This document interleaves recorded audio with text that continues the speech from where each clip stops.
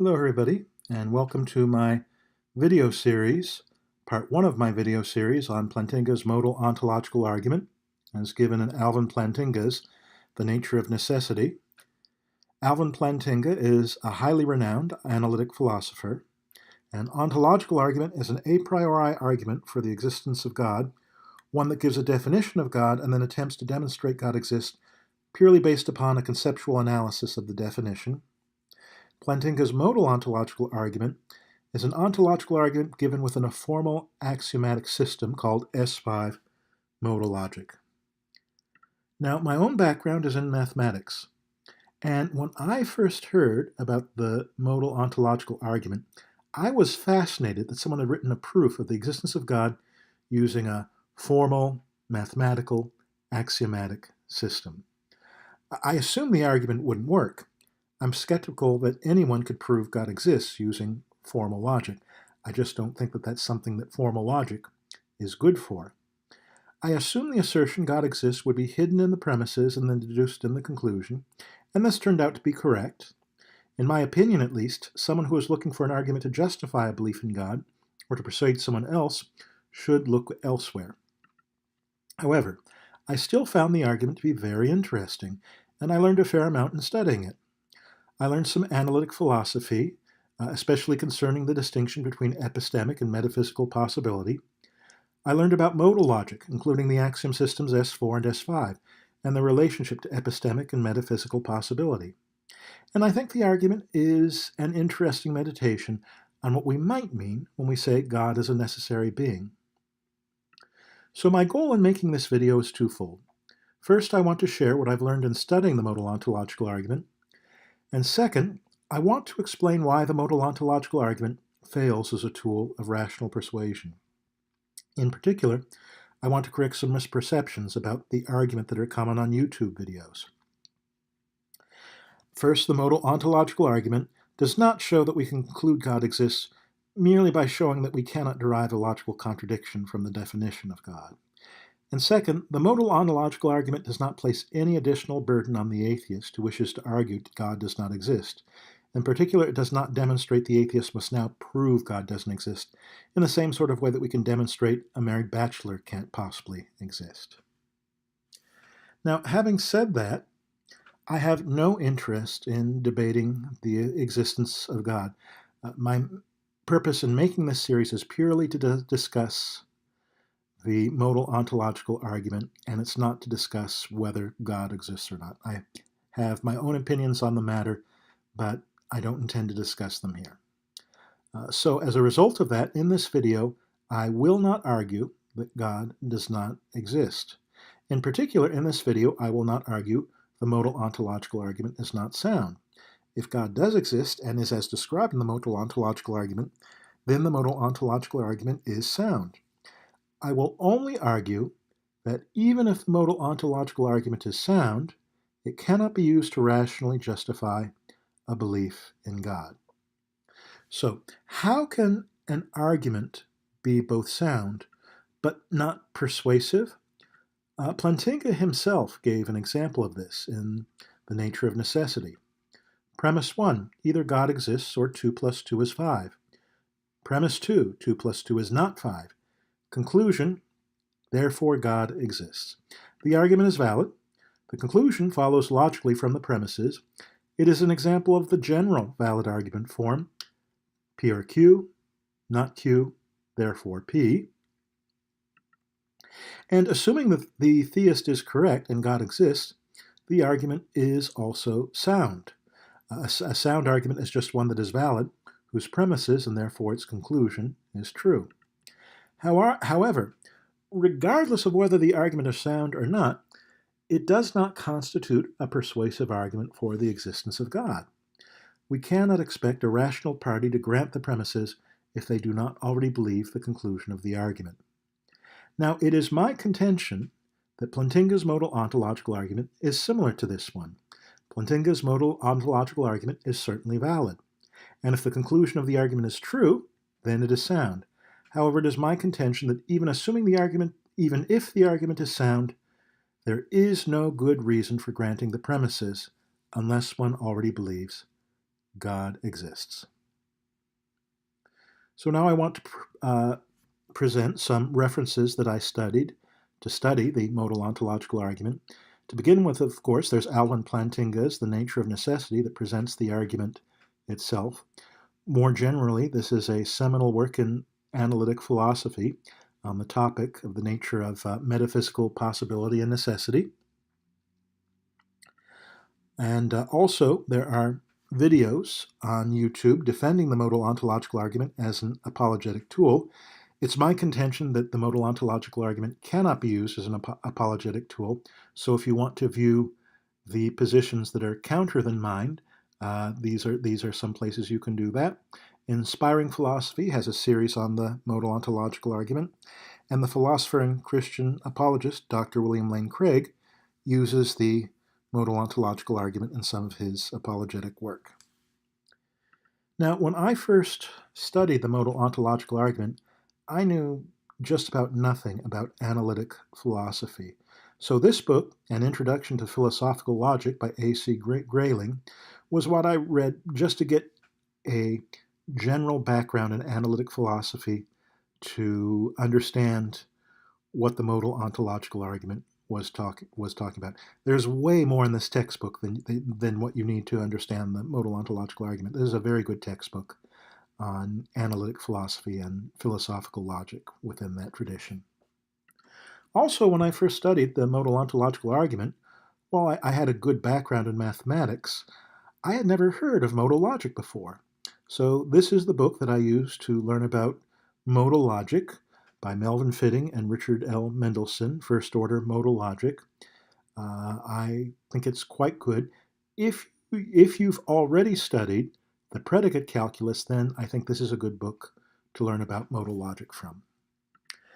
Finally, when I first studied the modal ontological argument, I was a little confused about the S5 axiom system, and in particular, why it was nearly universally held that this was the axiom system best used to model metaphysical necessity and possibility. And this article, John P. Burgess, is the first one that laid out why this was the case in a way that was convincing to me. It's called Which Modal Logic is the Right One? It's a highly technical article by a professional logician. Okay, so this series is divided into 3 parts. Part 1, which is the part you're watching, stresses intuitive and philosophical understanding of the modal ontological argument. It covers the distinction between epistemic and metaphysical necessity and possibility. It then gives the modal ontological argument and explains both why the argument works and why it cannot be persuasive. And just to jump ahead a little bit, it turns out that the reason the argument works is the same reason as why it cannot be persuasive. Part 2 of this series uses the ideas from Part 1 and addresses some attempts that have been made to defend the modal ontological argument as an apologetic tool. Part 3 stresses the formal side of the modal ontological argument. In particular, it discusses formal modal logic, as well as the axiom system S5 modal logic, and the role it plays within the modal ontological argument. If you wish, you can jump from part 1 of this argument straight to part 3 if you'd like to get right into modal logic after this video is over. So, let's get into the material now. What are the characteristics of God according to the modal ontological argument? Well, according to the modal ontological argument, God is omnipotent. That means God can do anything. God is omniscient. That means roughly that God knows everything. God is perfectly good. And God is a necessary being. It's this 4th property we're going to have to really study to understand the modal ontological argument. What does it mean to say God is a necessary being? Well, in his book, The Nature of Necessity, Plantinga argues that de re assertions concerning the necessity of a being, or of a necessary being, such as God, can be rewritten as de dicto assertions of the necessity of a proposition. So in particular, saying God exists and is a necessary being is equivalent to saying it is impossible the proposition God does not exist is true, or it is impossible that God does not exist. So that leads to another question. What does it mean to say it is impossible God does not exist? Does it mean that it is conceptually logically incoherent to hold the position that God does not exist? Does it mean that the proposition God does not exist is impossible in the same sense the proposition a married bachelor exists is impossible, and that we can formally derive a contradiction from the proposition after unwinding the definitions? And the answer is no, at least not the way necessity is understood in the modal ontological argument. These forms of necessity we've just discussed are forms of epistemic necessity, which we will discuss more later. According to the modal ontological argument, God is not an epistemically necessary being. God is a metaphysically necessary being. So what does it mean to say God is a metaphysically necessary being? Well, to begin with, by the world, loosely what we mean by that is the world is all of contingent reality. Everything that there is that could have been one way or another. So as human beings, we all live in the world. We are all part of the world, and our existence or non-existence is contingent upon the condition of the world.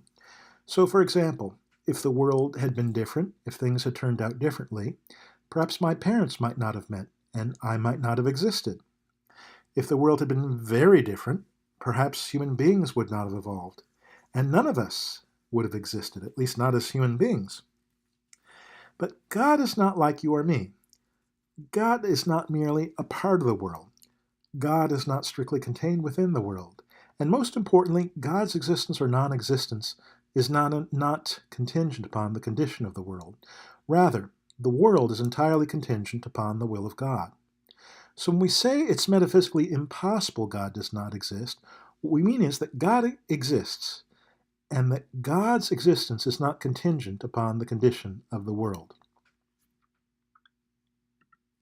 So in discussing the modal ontological argument, we need to distinguish between two modalities, two ways of speaking about what is possible, necessary, and impossible. The first modality, which is called, it has many names, but one of the names is apodictic modality, which is about epistemic necessity and possibility. In this modality, a proposition is impossible, epistemically impossible, if a contradiction can be derived from assuming the proposition is true by applying rules of logic and unwinding definitions. An example of an epistemically impossible proposition is Jim is a married bachelor. Now, a proposition is possible if it is not impossible. A proposition is necessary if its negation is impossible. This is the modality of necessity as provability or demonstrability. It is an epistemic modality because it concerns itself with what is, in principle, knowable. This modality is typically modeled using S4 modal logic. Now, a subtle point about apodictic modality is that it is an epistemic modality not about what is known, but what about is in principle knowable. So in this modality, when we say something is possibly true, we're not just saying we don't know it is necessarily false, rather we are saying it cannot be known to be necessarily false, or more precisely, it cannot be proven to be necessarily false. It cannot be demonstrated to be necessarily false. Okay, so that's apodictic modality. The second modality we have to deal with is an lithic modality, which is a modality of metaphysical possibility and necessity. In this modality, we divide propositions into two categories, necessary and contingent. A necessary proposition in this modality, metaphysically necessary, is one whose truth does not depend upon the condition of the world. Necessary propositions can be either necessarily true or necessarily false. Another word for necessarily false is impossible. Mathematical propositions are examples of necessary propositions. Whether a proposed mathematical theorem is true or not doesn't depend upon how the world evolved. It doesn't depend upon the condition of the world. In a lithic modality, a contingent proposition, on the other hand, is one whose truth depends upon the condition of the world, so that there is at least one way the world could have been, where the proposition would have been true if the world had been that way, and another way where it would have been false. Horses exist is generally taken to be metaphysically contingent. it is a true proposition, but it seems reasonable to assume if things had turned out differently, if the world had turned out differently, horses might not have existed. We will take the proposition unicorns exist to be metaphysically contingent as well. Unicorns do not exist, but it seems reasonable to assume the world could have been such that maybe if evolution had taken a different path, horned horse-like creatures with magical healing properties might have existed. Of course, the laws of physics would have had to turn out differently as well, so that their magical healing properties would have existed. But we will assume that there is a way the world could have been such that horned horse-like creatures with magical healing properties that are close enough to what we call unicorns to reasonably be called unicorns would have existed if the world had been that way. Now, just to remark, many philosophers would contest this last point, but their reasons for doing so are not relevant to our analysis of the modal ontological argument. If this is something interesting to you, you might want to check out the works of the philosopher Kripke. Okay, so there are two modalities we have to deal with in understanding the modal ontological argument. And I'll say right now that when I studied the modal ontological argument, the most difficult, the most challenging part was understanding the distinction between these two modalities. And I also believe that it is the most important thing to study to understand the argument, both to understand why the argument works and why the argument cannot be persuasive. So, if we say it is epistemically possible unicorns exist, we mean that we cannot formally derive a contradiction from the definition of a unicorn. On the other hand, if we say it is metaphysically possible unicorns exist, we mean there is a way the world could have been such that unicorns would have existed if the world had been that way. In general, in a metaphysical modality, saying that a proposition is possibly true is the same thing, by definition, is the same thing as saying there is a way the world could have been such that proposition would have been true if the world had been that way.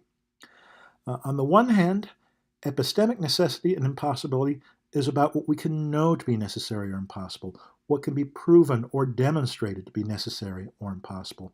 Metaphysical necessity and impossibility, on the other hand, is about what is necessary or impossible, regardless of what we can know, regardless of what we can prove, regardless of what we can demonstrate. So let's talk a little bit about the relationship between these two modalities. A proposition that is epistemically necessarily true will also be metaphysically necessarily true. If we can logically prove something is true, then it must be the case that it will be true no matter what the condition of the world. So, for example, the proposition no bachelor is married is epistemically necessarily true. We can prove it's true using logic alone and by unwinding the definition of a bachelor. Therefore, since it is epistemically necessarily true, it is also metaphysically necessarily true. It doesn't matter how the world turns out, what the condition of the world is, no bachelor can ever be married because that's a logical impossibility.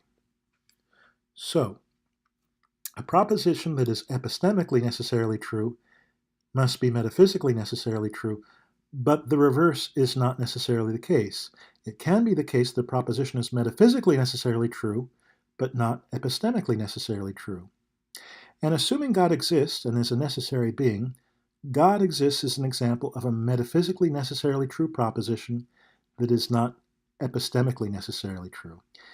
Even assuming God exists, it seems far-fetched to assume the proposition God exists is epistemically necessarily true. It doesn't seem like we could go up to a chalkboard and using only logic and unraveling definitions write out a proof that shows God exists. And no, the modal ontological argument does not consist of such a proof because it has an unsupported premise, as we shall see. But assuming God exists and is a necessary being, as described in the modal ontological argument, God exists is an example of a metaphysically necessarily true proposition. Why is God exists a metaphysically necessarily true proposition, assuming God exists? Because assuming God exists, there is no way the world could have been such that God would not have existed if the world had been that way. Why? Because God made the world. God made the world, and God could not have made the world in such a way that God would not have existed if God had made the world that way. That would be a logical absurdity.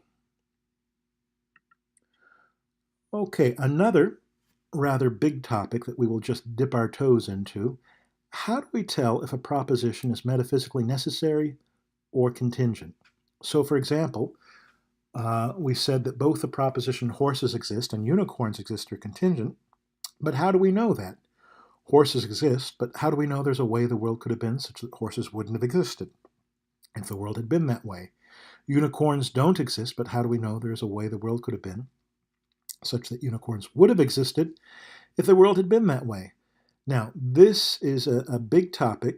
Different philosophers have different views on this, and we are not going to explore this topic very deeply at all. Instead, we'll just use a rule of thumb. We will usually assume that if a proposition is epistemically contingent, then it is metaphysically contingent as well, unless we have a good reason for assuming it to be metaphysically necessary. So, for example, it seems fair to assume the proposition horses exist and unicorns exist are both epistemically contingent. I certainly don't see how I could use logic alone and unraveling definitions to prove either of those two propositions either true or false. So we assume they are metaphysically contingent as well. Now, one potential source of confusion that I've seen come up is that in the language of modal logic, a proposition is possibly true if and only if it is either contingent or necessarily true. Once in a discussion, I said, without thinking, it is possible 2 plus 2 equals 4. Someone objected, that's not true. 2 plus 2 equals 4 is necessarily true. It's not just possible it is true. And I replied, well, I understand your confusion. In informal speech, when we say something is possible, we usually mean it is contingently possible, that is, contingent. Not that it is true and couldn't possibly be false. But in modal logic, possible is defined to mean either contingently possible or necessarily true. And again, here I'm using contingently possible to be a synonym for contingent. So while 2 plus 2 equals 4 is not contingently possible, it is necessarily true, and therefore it is also possible or possibly true. Okay, so with that background out of the way, we can begin to address the modal ontological argument. And the modal ontological argument consists of some definitions. A definition of a maximally excellent being and a definition of a maximally great being. Actually, it's the definition of a maximally great being that will turn out to be important in the argument itself. But Plantinga started with the definition of a maximally excellent being. A being is a maximally excellent being if it is omnipotent, omniscient, and perfectly good, and if it has these properties essentially, that means it is metaphysically impossible that this being exists without having these properties. Okay, so these are obviously properties we would reasonably expect God to have. God should have the property of being perfectly good and have it essentially. In other words, it's not the case that God is perfectly good, but if the world had turned out differently, God would have only turned out to be very good. No, God is perfectly good and couldn't have existed as anything else but a perfectly good being. However, the definition of the maximally excellent being does not explicitly require that the being be a necessary being. So that's what a maximally great being is for. It adds that to the definition of a maximally excellent being. A being is a maximally great being if it is a maximally excellent being that exists necessarily. In other words, if it is metaphysically impossible, it does not exist. So what is the purpose of defining the term maximally great being?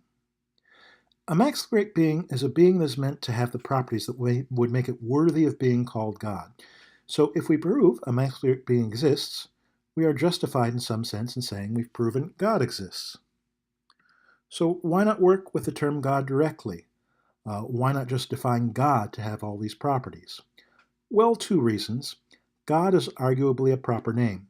If we're being careful, we should only use a proper name after we verified some entity the name refers to exists.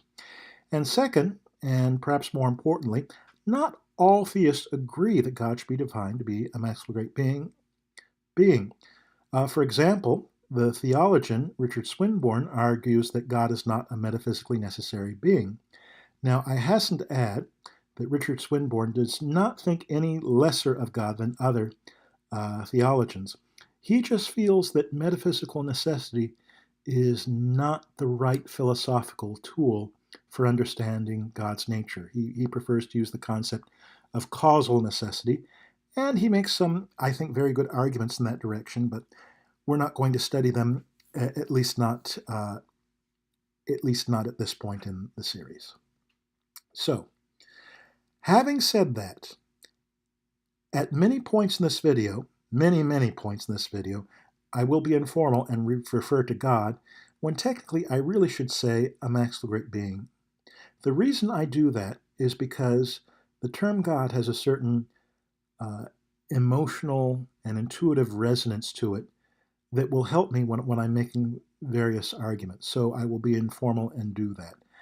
However, if you want things to be technically correct, then wherever I refer to in most places where I refer to the term God, you could replace that with a maximal great being and get something that's a little more precise. With all that said, may we contest the definition of a maximal great being in evaluating modal ontological argument? No. The party presenting an argument may define their terms however they like. Now, as I discussed, some people may not, some theologians would not define God as a maximal great being, but that's not relevant to evaluating the modal ontological argument. When we evaluate an argument, the person who makes the argument gets to define their terms however they like, and as we evaluate the argument, whether it is valid, whether it is sound, whether it is persuasive, we must use the definitions that the maker of the argument gives with the argument. Really, the definitions are part of the argument. Now, for some of you who've seen the modal ontological argument before, you will be aware that other forms of the ontological argument define a maximal great being a little differently than we've defined it here. They define it to be a being that is greater than any other being that can be conceived, or one that has all great-making properties. And then they attempt to derive necessity as a consequence. Plantinga's argument does not do this. Plantinga, wisely in my opinion, bypasses all of this by simply defining a maximal great being to be a necessary being. So if you're looking at the argument and you're asking the question, wait, why is a maximal great being a necessary being? What's so great about existing necessarily? The answer to the question is, it's part of the definition of a maximal great being, and the person offering an argument may define their terms however they like. Okay, so finally, we're in a position where we can give at least a version of the modal ontological argument. I'll be giving different versions of the argument as the video series proceeds, but this is the first version. Premise 1, it is metaphysically possible a maximal great being exists. Premise 2, if it is metaphysically possible a maximal great being exists, then a maximal great being exists. Conclusion, a maximal great being exists. The argument is unquestionably valid. It is of the general valid argument form, P, if P then Q, therefore Q. And so it remains to examine the premises. If we can justify both of the premises, then we will have a successful argument that a maximal great being exists. So we'll begin with premise 2 of the argument, because perhaps surprisingly, premise 2 of the argument is the easier one to justify. So premise 2 of the argument, if it is metaphysically possible a maximal great being exists, then a maximally great being exists. So what is the justification for this premise? This premise follows from the definition of a maximal great being together with the modal axiom system S5. Oh, so in evaluating the modal ontological argument, may we contest the use of the axiom system S5? No. In choosing the S5 axiom system, the party presenting the argument is implicitly defining what they mean by words like possible and necessary. So just as the party presenting an argument may define their terms as they like, they may also choose whichever axiom system they wish to work in to implicitly define if they are using the terms possibly and necessarily. However, having said this, there is a price for using S5. S5 modal logic only makes sense if we are working in an analytic modality using metaphysical possibility.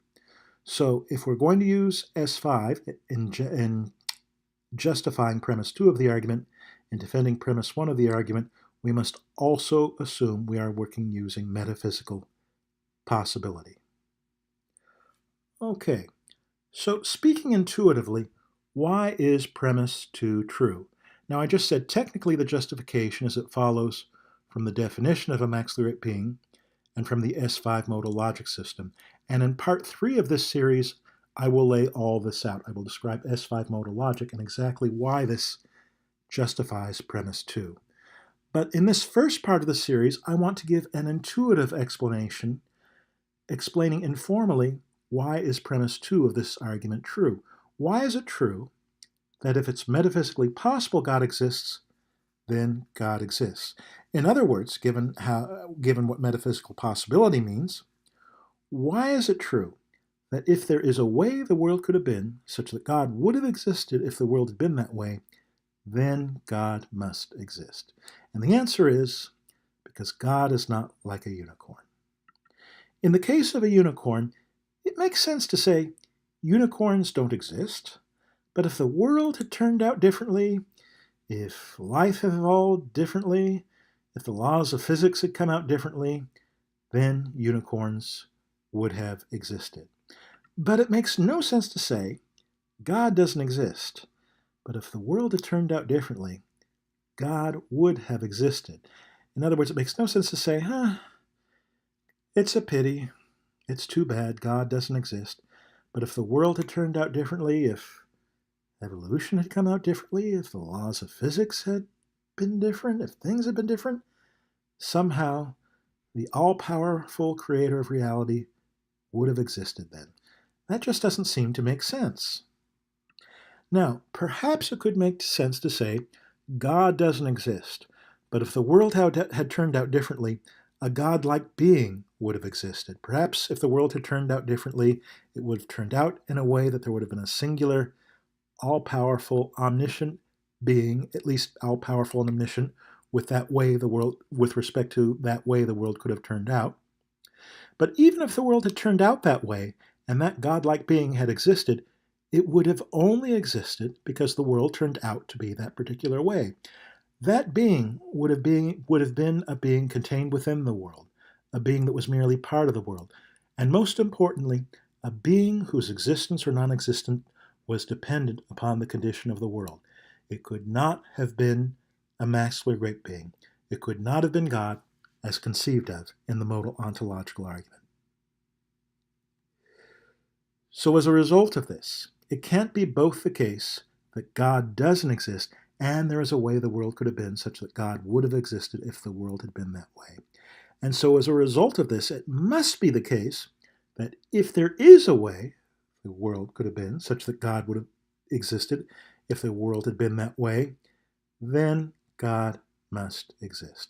And that is the justification of premise 2. Okay, so we have our argument. We've established that our argument is unquestionably valid.